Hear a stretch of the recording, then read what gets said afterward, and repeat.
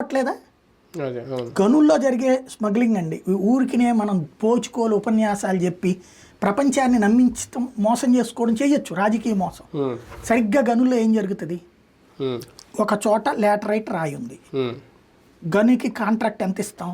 పర్యావరణ అనుమతుల ప్రకారం 10 అడుగులు తవ్వాలా, లేకపోతే 20 అడుగులు తవ్వాలా, 100 అడుగులు వెడల్పు తవ్వాలి అని దాంట్లో ఇస్తాం మనం అనుమతి రాసేటప్పుడు. ప్రతి లారీకి ఇంత డబ్బులు కట్టాలని రాస్తాం. అక్కడ జరిగేది ఏంటి? ఒక ఎకరం ఇచ్చారనుకోండి, 10 ఎకరాలు తవ్వుతారు, పక్కనే కూడా తవ్వుతారు.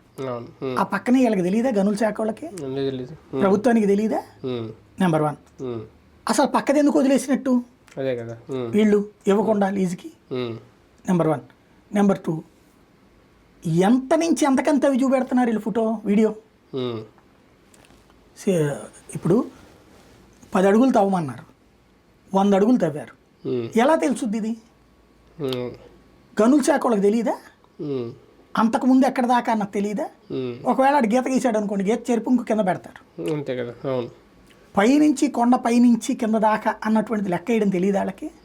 ఎందుకు తెలియదు?